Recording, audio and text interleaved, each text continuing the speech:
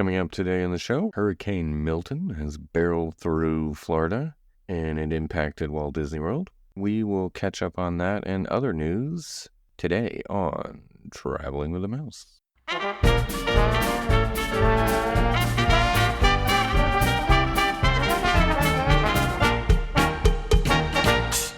Welcome, everybody, to episode number 470 of Traveling with a Mouse. My name is Adam. I am joined today, as always, by John. Yes, Milton had an impact on me as well. Yes, we'll have to hear about this because I don't know all the details, but definitely impacted your travel. You don't know all the details? I just know that you didn't go. Well, I mean, I don't know what's much details. I was like, Well, you were supposed to go the day it blew through, basically. Yeah, Thursday was the arrival day for us. It was same as Jason. Yeah, which of course he went on through. Yeah, as it was approaching, there were some areas of concern from members of my party.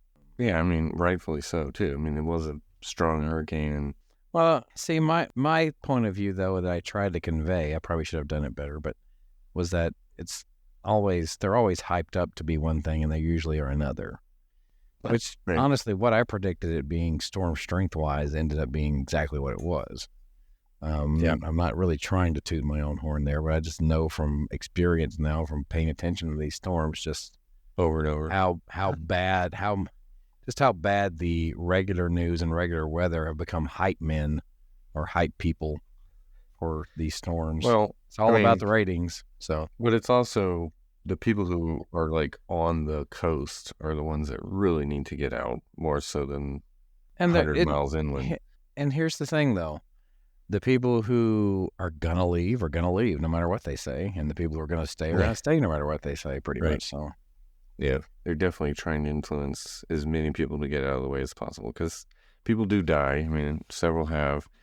My wife's uncle lives just outside of Tampa. He did stay. He's fine, but he still doesn't have power. He's on a generator currently. He doesn't expect to get it back for at least another several days, probably. So, really, yeah, kind of surprising. Yeah, he thought it'd be at least a week, maybe 10 days. So he planned for that. He had a generator and several cans of gas for it to keep the essentials running for him, so he's fine. But again, it was rough. He didn't say he did enjoy it, but he had some folks nearby that needed extra assistance, so he stayed around to help them out and offered shelter and everything. So, did he have flooding in the area that he stays? No, he wasn't kind of in a flood-prone area, but he definitely had some damage, like limbs and things like that. Trees down, stuff like that were definitely in big impact. Right. Yeah. And he said that it sounded like a freight train for several hours, like blowing through. It was like the sound of the wind was awful. Yeah. So, not to sound too much like the trailer park that you hear for a tornado. You said it sounded like a freight train coming through that you usually hear. There were some tornadoes that came off of it too. Yeah, a lot actually in the beginning before it made landfall. Tons of. Saw a little bit of video of some from a distance, obviously. Various YouTube channels had some different coverages of stuff that they've compiled.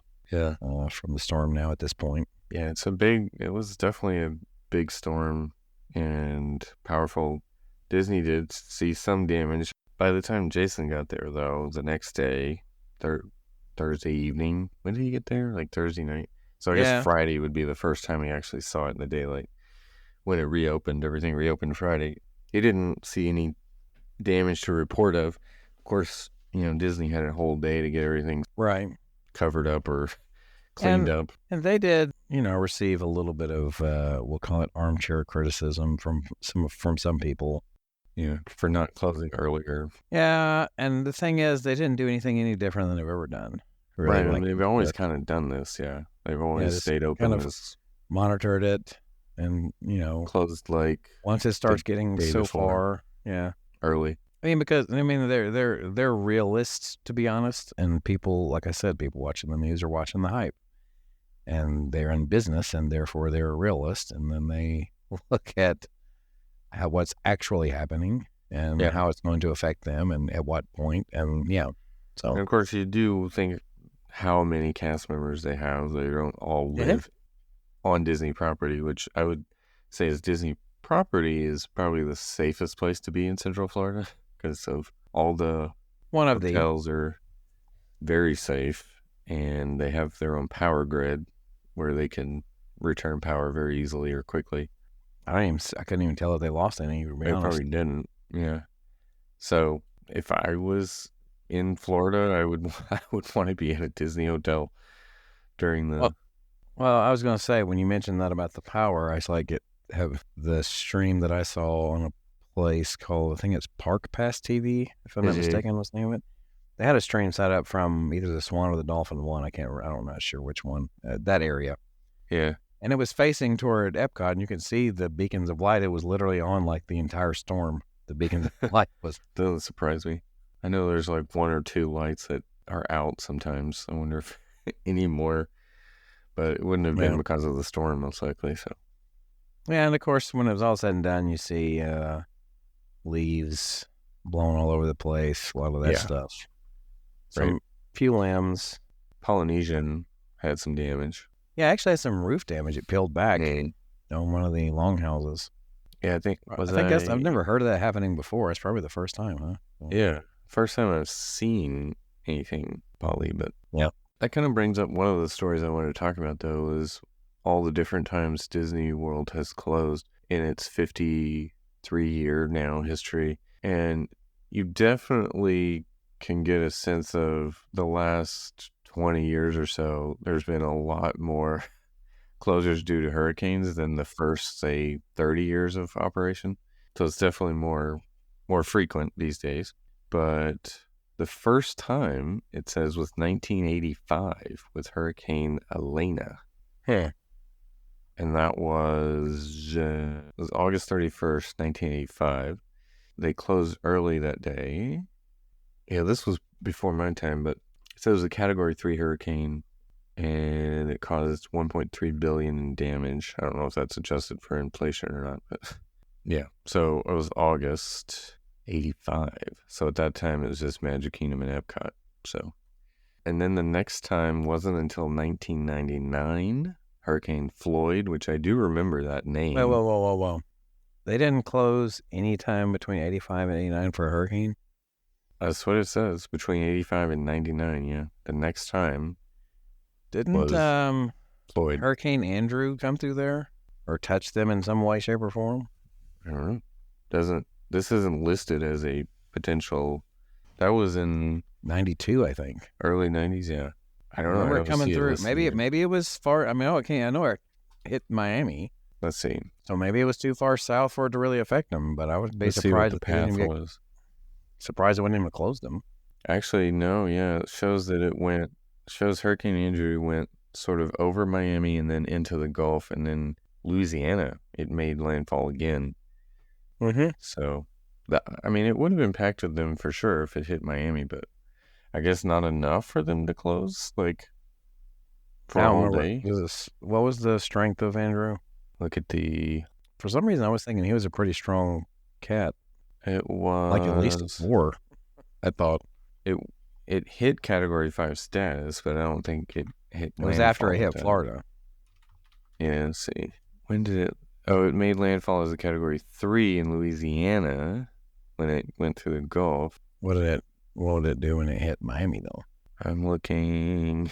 You're making me look this up in real time. Hey, this was your topic.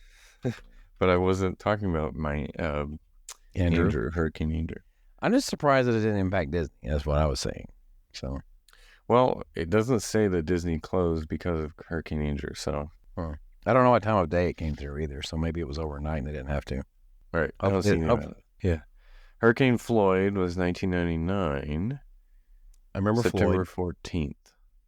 And I remember the name. So it was Category 4. It had winds of 155 miles an hour.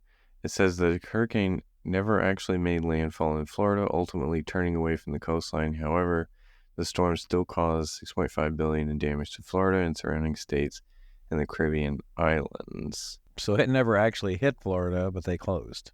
Yeah, it says versus that Andrew that actually did, and they didn't close. I guess the threat of it, right? Yes, go figure.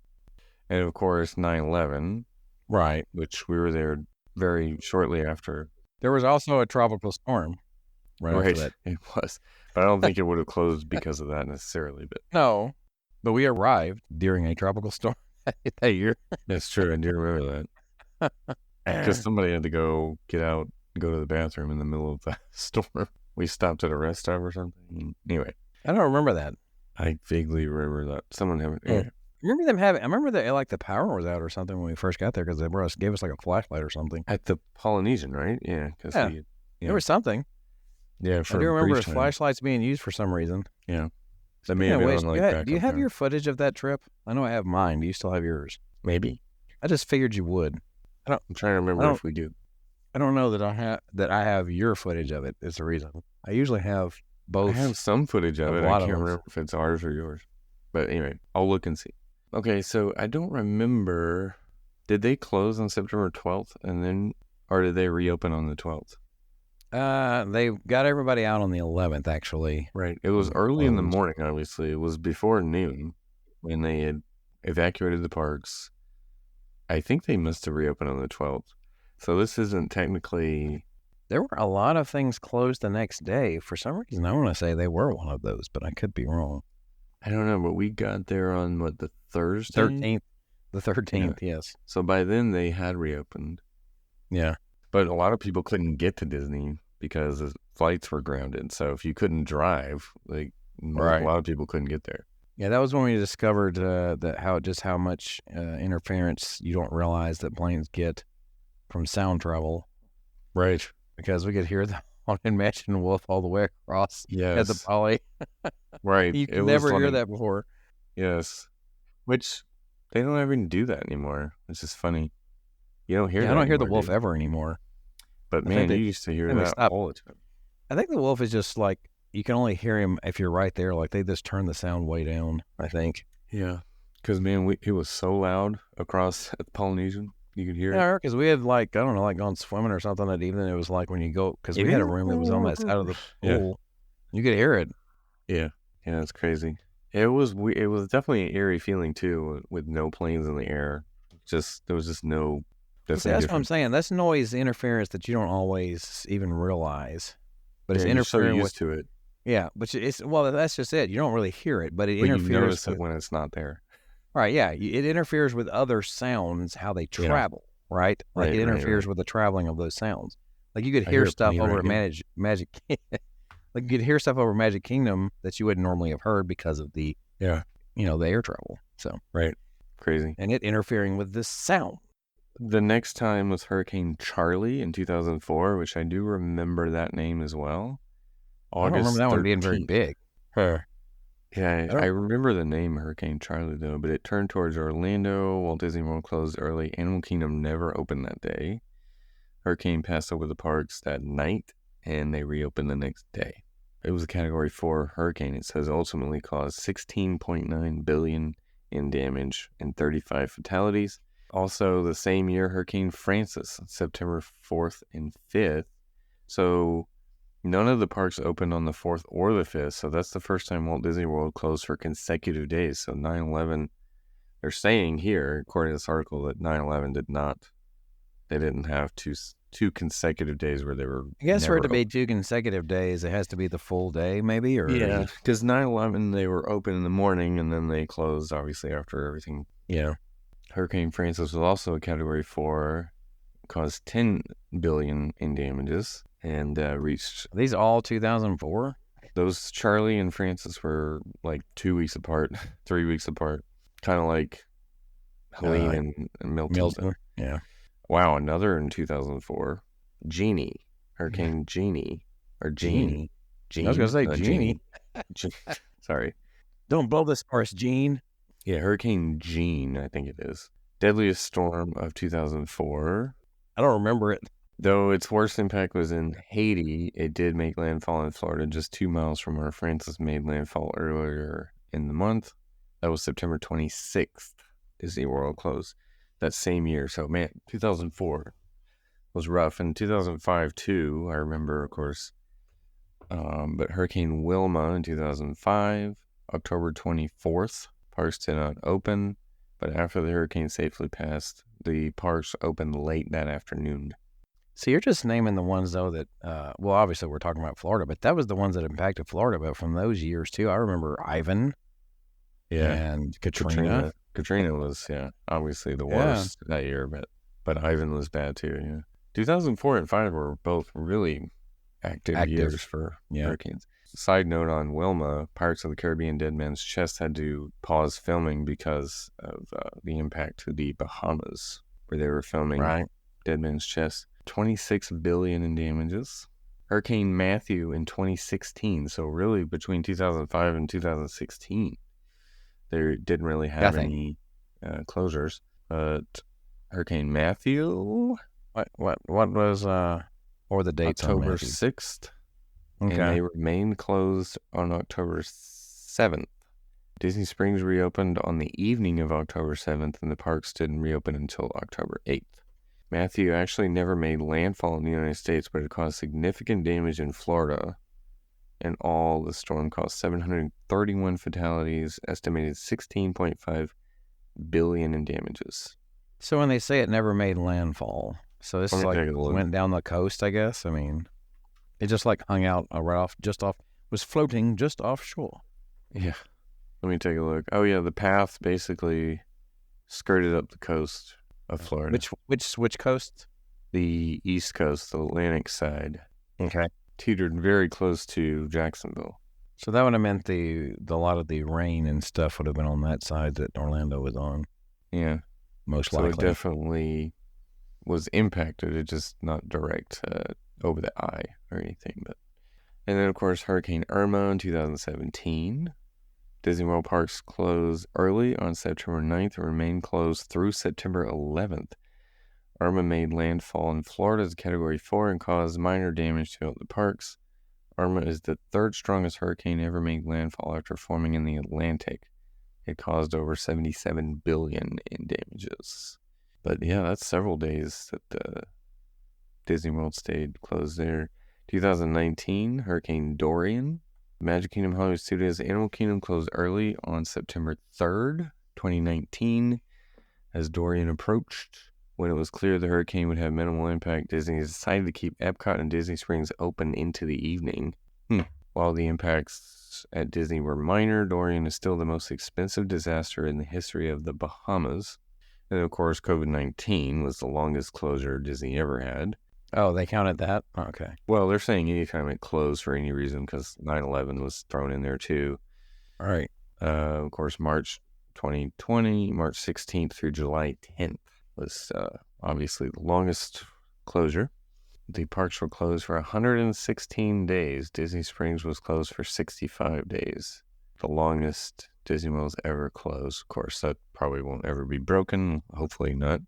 2022, Hurricane Ivan, September 28th and 29th. Wait. There was an Ivan in 2022? Mm-hmm. Ian. Did I say Ivan? Sorry. You did say Ivan. I was about to say, I thought Ian. Sorry. They retire these names whenever they... I know. Whenever it does something bad. Yes. Hurricane Ian, September 28th to 29th. That year it was closed and it reopened in phases starting on the 30th. Ian famously caused damage to Universal Orlando. I don't actually remember that. What damage did it cause? I don't know. To this day, Ian is the costliest hurricane in Florida history. $113 billion in damages. 2022 Hurricane Nicole. I'm noticing a trend here. It's not necessarily the size of the storm. It's as time goes on, the stuff that they have to replace is more expensive. Yeah, that's true too. The inflation. Yeah. A few months after Ian, Hurricane Nicole hit Florida. Disney World closed early on November 9th and reopened late the next day between noon and 2 p.m. Hurricane Nicole was only a Category 1. However, it made landfall in an unpredictable path led it to making landfall in Florida twice. Nicole is one of only 3 hurricanes to make landfall in Florida in November. And of course, Hurricane Milton, the most recent. Agent Milton. Disney World closed early on October 9th and would remain closed October 10th, but then opened October 11th, Friday. I see, sir. So you had your lightning lanes and everything booked for October 10th, or right? No, Or okay. So we were scheduled to arrive late, most likely. Disney's Wilderness Lodge on Thursday, October the 10th, originally. Oh, okay. For some reason, I thought you Oh, no, had plans that day. So it was the Friday you had plans for? Yes. Oh, okay. My bad. Because Friday it turned out to be fine and they were open and everything. But Yeah, but you never know. right. I mean, the eye went pretty close to Disney World. I'm curious, is this the closest an eye of a hurricane has ever passed over Disney World? I don't know. I don't really know. You didn't think it look was that like- up? I think Milton, I mean, I don't know how to, but I think Milton was about 25 miles south of Disney World property. I know it went the eye. right, pretty much right in between Tampa and Sarasota. I don't know the exact. Well, that's where it made landfall, right? Yeah. But I mean, That's I think where the eye at some point when it was like 25 miles south of Disney property. Right. If I remember right. By the time it got there, what was left of it? What's left of it? Yeah. Jason also had tickets for Mickey's Not So Scary that night. Thursday. Yeah. Which was canceled.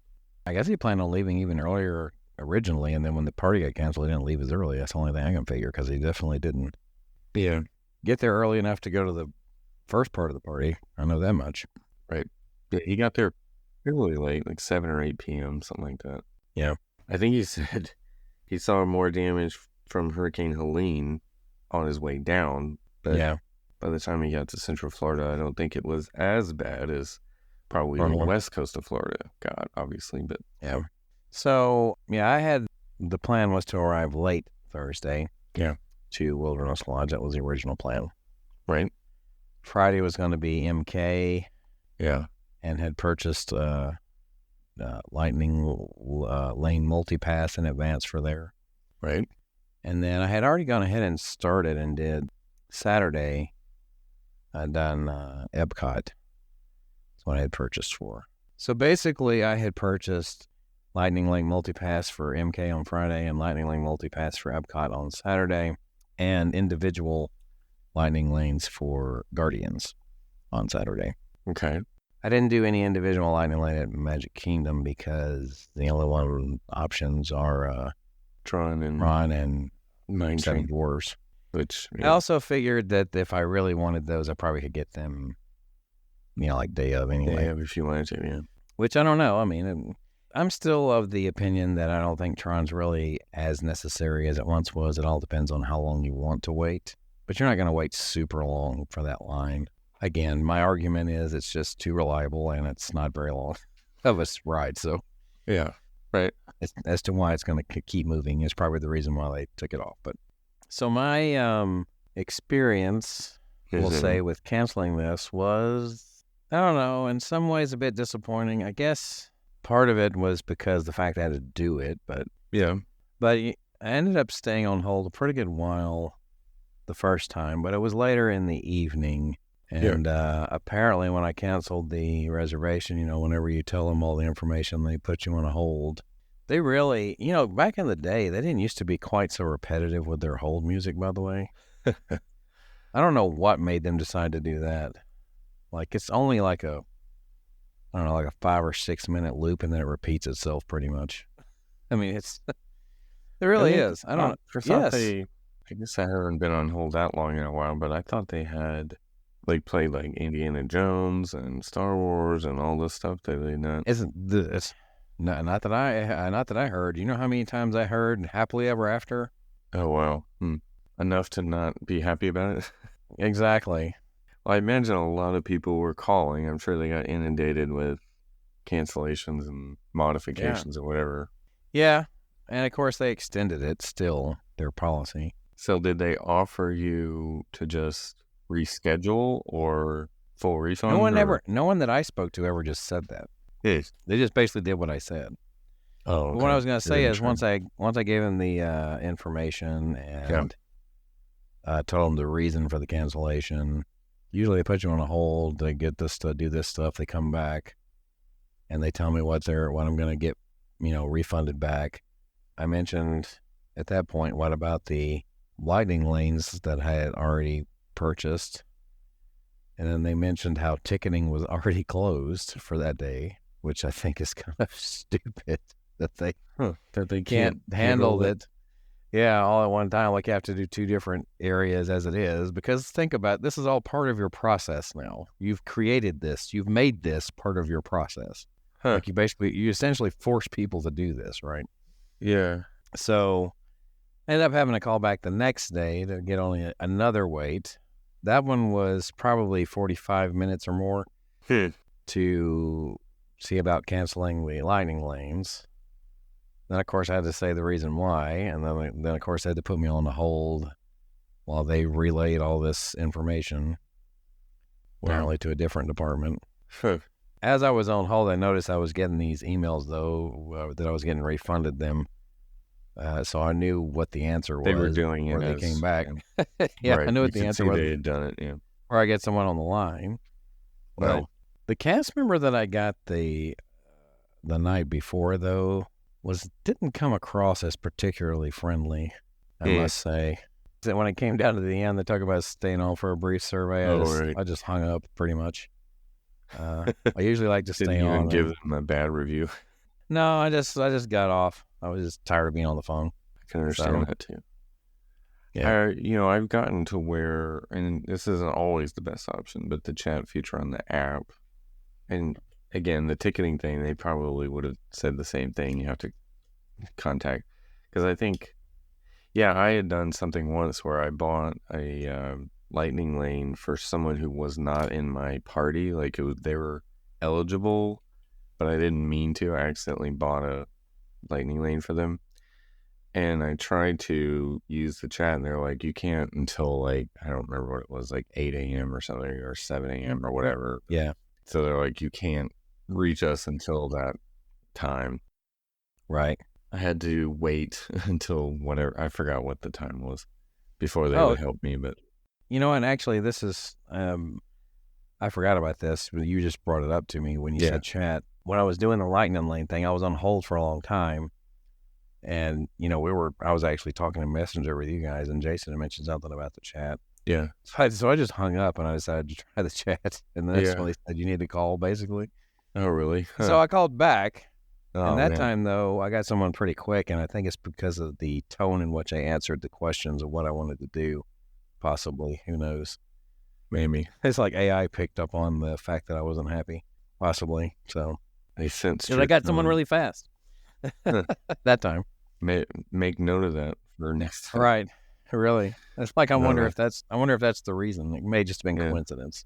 Could have been. But, I definitely, it depends on what it is. I think for canceling a whole trip, I don't know if the chat or canceling certain things is probably, chat may not be the best option, but for little things.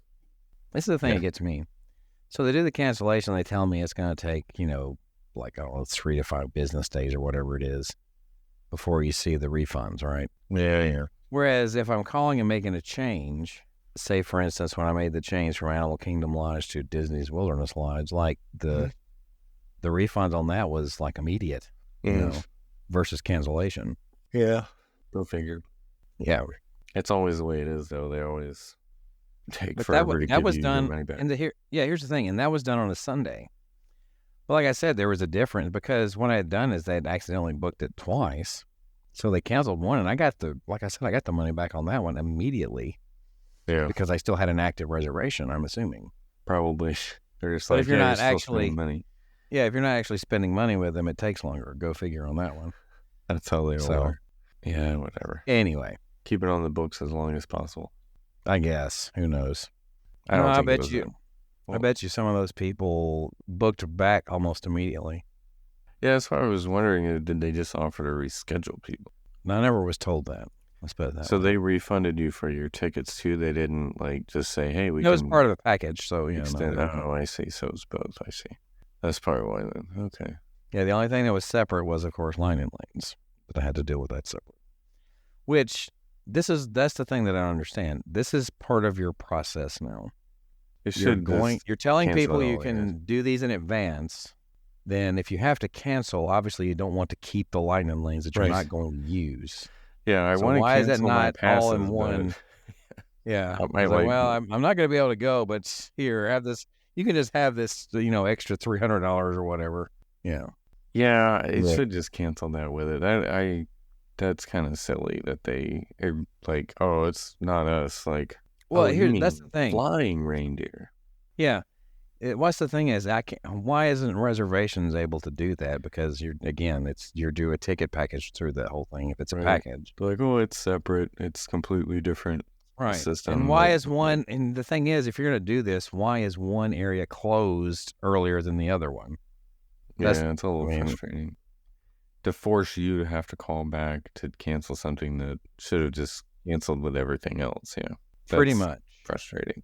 And especially as expensive as it is to add these things on. Right. Which to me, I'm looking at this and I'm looking at what same day availability I see. I'm like, you know what? I don't think going forward, I'm going to do anything in advance. I don't care if it's available or not. I'm not going to do 7 days in advance on any of it. I'm really not. I don't think it's necessary. Well, depending on when you go, I assume. Well, okay, if you're going to go during like Christmas, sure, it's necessary. But spring break. Yeah. But most times I'm thinking no. Because I looked at when I was doing that. Same day. I looked at it. Yeah. I kept watching that sort of thing. And, I'm sure there's some that were hard to pull. I think Jason mentioned he had a hard time pulling a Frozen, but he eventually did. Right. Yeah, I'm sure it can't have been too busy this weekend, but as right. busy as it would have been. Did you have any ADRs that you had to cancel too? Or? I'd only done one at that point. Because that was another one I was watching. Yeah. Oh, yeah, you just cancel on the app. It's easy. Yeah. The only time you have to call on those is if it's like 2 hours or like, it's like right there is almost time to go. Right. Oh. I was just curious if you hadn't canceled one, it would have charged you probably. Probably. Yeah. But I'm sure you could have gotten a refund on that too if you're saying. Yeah, I could have spent more time on the phone. But right, exactly. You would have had to call again. It's always it's super easy to book things. Right. But you got to call to cancel. That's like everything else. Yeah, I was trying to think. I don't know if I've canceled anything via chat, but I have actually. Well, like I said, that time when I accidentally bought a lightning lane for somebody, I think it was an individual that wasn't on my immediate party, but they were eligible for lightning lane. They did refund me over the chat, so I didn't have to call. Mm-hmm. But it was, it was one of those things where I had to wait until whatever time that ticket, whatever that department was started operating for the day. Well, just the thing that's funny to me is you have a certain day, right, that you have to cancel by, in which you can still cancel on the website. If it's after that day, you have to call. And I think that day is like 3 weeks before you arrive or something like that. Really? It's almost that a month. Close? Wow. Okay. Yeah. Well, because my paid in full date was early September, and my travel date was the 10th or 11th, right? So it's roughly a month. Yeah. And you also found out you all kind of came down with. Oh yeah, we were sicker than thought. Yeah. I guess it was like a double win. Yeah. Do you have any? I mean, you said you haven't thought about rescheduling it at this point, but is there a time you're thinking you might go back? Or well, I mean, that's a possibility for maybe MLK weekend or something like that. So like January, beginning of the year. Okay. That would be the weekend after the marathon weekend. Yeah. Still probably a busy weekend. Yeah, it could be. You're actually going marathon weekend, aren't you? Yeah, because I'm in it. Yeah. Wow, that's what I was saying. Yeah, because you're right. But that's the weekend before, you say. The marathon is the weekend before MLK, weekend. Okay. I'm going to say because that weekend is the 18th, 19th, and 20th. Yeah. That's the MLK weekend. Yeah. The half marathon is on the 11th, January 11th. Oh, okay. All right, so there's a couple of news stories. We talked about damage. One that I thought was interesting was Disneyland teasing Paint the Night coming back. I heard about that. But they haven't given an official date, but they're basically saying that's coming back. Cool. Right now they're saying, when can we do this again? Exactly. I kind of wish this was the one coming to Disney World, however. Not 'cause- likely. No. Well, they said it would be a new parade next summer, nighttime parade for Disney World. So, but this was a really cool parade. I'm hoping that whatever Disney World gets is on par or better than Paint the Night. They probably should update Paint the Night because it's kind of, include some newer IPs. But yeah. Well, then you might as well just call it a whole new parade and make it Paint the Night then. I mean, Yeah. like we were just saying, the main theme was a movie that came out, at least like over a decade ago now. Oh, yeah. Yeah, Wreck-It Ralph. Yeah. That was a decade ago. Cars, Wreck-It Ralph, had Toy Story in there. Wasn't Monsters, Inc. in there? That was basically Some other very stuff. heavy Pixar, apparently. Well, actually, no, those things aren't Pixar, are they? Some of them aren't. Because Uh, Wreck-It Ralph most wasn't. of them- Wasn't Wreck-It Ralph Walt Disney Pictures? Yeah. Yeah, that It's not one Pixar. wasn't Pixar, but I mean, Cars was, Toy Story. Anyway, Yeah. a bunch of other stuff. Rise to the Resistance, single rider is now utilizing the pre-show, but they did bring single rider back, so that's good to know. Yeah, I think they keep messing with it. Yeah, they keep trying things out with it. That's cool. I thought the objective, obviously, is to fill all the cars up, which they don't always do without single rider. Yeah, sometimes they have different odd numbers of parties, so you could utilize single rider. Jungle Cruise is scheduled to reopen a little earlier than expected, following the 7-week-long refurbishment. Which is interesting because we figured it would just stay until it was Jingle Cruise. But Right. Well, it was supposed to schedule. I mean, it's really opening a couple of days before it was originally scheduled to, but maybe it will be Jingle Cruise then. we'll find out. Yeah, I don't know I doubt they would make it Jingle Cruise that early. They can do that in like a day, so Yeah. it's not hard to turn that one over. It's hard to get that Jeep to turn over, though. No pun intended. Let's see. Typhoon Lagoon reopened on the 12th. So, I don't Fort know. Wilderness reopened on the 13th. Yeah. So everything's kind of back to normal operating procedures, seems like. So, Speaking of earlier when we're talking about the damage and everything. yeah. Some video of World Drive on, I guess it would have been Yeah. Friday, where people were still Uh-huh. pulling in, and they had water on World Drive, right? Like there were some floodwaters on World Drive, but they had that pump where they actually got it off pretty quick. Yeah. You pumped it off the road pretty quick, so. Disney's always good at getting things back to normal quickly. They can do that. That's why it never takes more than a day usually to turn this stuff around. I'm looking at any other. I mean, we saw, Polynesian had damage. We talked about that. I saw an interesting piece. You watched TPM Bids, obviously, right? Did you see that one about the Yeti that they did just I recently? haven't watched that one, no. You need to watch that one. It's interesting because they kind of bring up the topic about whether or not it was the structure that's the issue, but they basically kind of talked about how all the evidence points toward it being the animatronic itself that needs to have Some be work. repaired, basically. I mean, by now, it probably needs work done if it's just been sitting there for 20 years.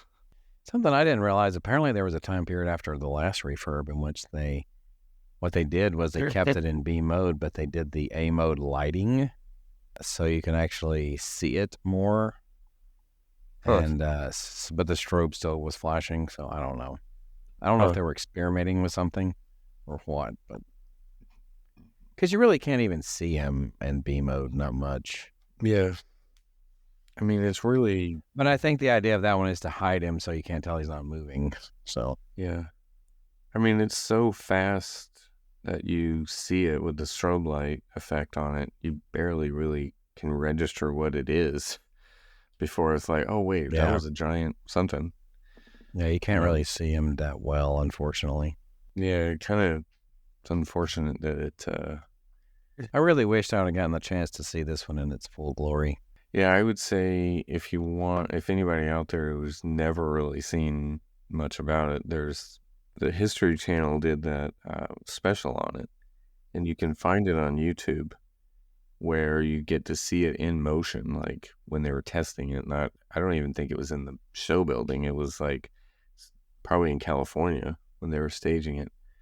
But to see that thing in motion, it was very impressive, and so big. Like, I gotta say, you just don't realize just how big the thing is yeah, in those few seconds. it's massive. Yeah, there's definitely a whole documentary on it. Just that arm, even the arm alone. Right. It's a massive animatronic, and it's a shame that it never really. Yeah, I think it was Got June its 15th, 2008 was the first day that they noticed it without the. Without it operating like it should. So it lasted about a year and a half, maybe. Oh, I can't remember the actual opening date. I think it was like 2006, someday in 2000. yeah, it was 2006. So yeah. So it may have operated 2 years then. Let's see. For sure, it was April 7th, 2006. And a soft opening January 26th, 2006. Anyway. So it operated just a tad over 2 years.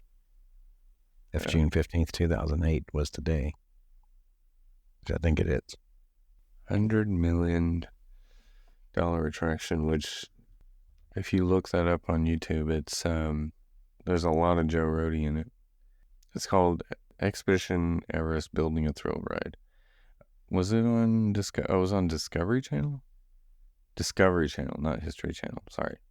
Anyway, that was a long rabbit trail, but it's on YouTube out there. Anywho, anything else that we want to go over? I can't think of anything. All right. And maybe we should wrap it up. Disney Cruise Line cancels Grand Cayman stop due to choppy waters. So that was the other thing, though, that originally we had talked about doing the Wish before doing this trip, and that one got canceled, of course. So that sailing got canceled. Oh yeah, it went right over Canaveral too. Forgot about that. Yeah, you got to think it also went out into the Atlantic after it passed through. So there's that. So yeah, it was. And the sailing we were looking at was supposed to go out on the 11th, and that one got canceled. So wow, there you go. It just wasn't meant to be, I guess. Yeah, that was what we had discussed originally, but it was just too expensive, really. Well, for whatever reason, it was like double the price for that week compared to the other ones. It was just crazy. It was just like holiday week or something. I guess. They must have had demand, but I guess so. Yeah. Speaking of demand, where else can we be found out there? And where can we be found on demand? Yeah.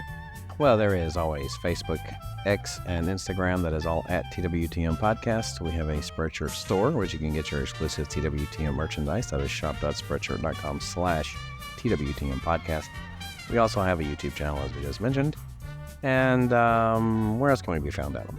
Our website, travelingwiththemouse.com. We have an email address, podcast@travelingwiththemouse.com. So, for John, my name is Adam, and this has been Traveling with the Mouse. And we hope you will join us on our next trip.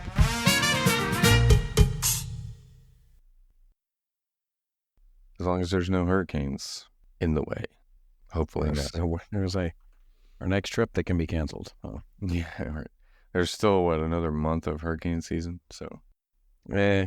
Not likely to have anything else over there. Seems less active right now, so.